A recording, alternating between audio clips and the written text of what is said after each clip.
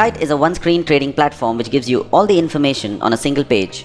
When you log in, the first thing you see is the dashboard, and on the left, the market watch. You have these menu options on top where you can access other areas of the platform. And going back to the dashboard from anywhere, you can use the shortcut key A, or you can just click on the dashboard.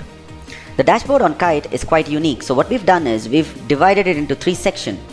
Section 1 is the fund section. This gives you an overview of your account, like what's the cash available with you, what's your total account value including your holdings, what's the margin that you've utilized, and your total holdings, your positions, your pending orders.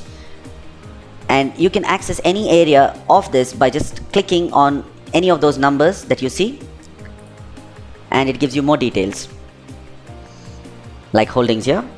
And we also have the holdings visualization on the market watch directly. So if that script is part of your watch list, you will see a briefcase icon with the number of shares that you hold for that. Section 2 is the holdings section, where you can see a tree map visualization of your stock holdings based on the current value or the investment value or the P&L. So changing these values here, you'll know exactly what's happening with your account. Like, I'm losing some money on Reliance and Infi, or based on my current value, the biggest portfolio is for Reliance, followed by Infi. My investment value, I had invested more money on Infi, stuff like that. So you get all of this visualization directly on the dashboard. And at the bottom, you have your positions visualization.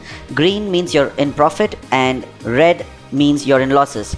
So clicking anywhere on these values within the positions tab will take you to the positions window where you can either add or square off, do whatever you want with your positions.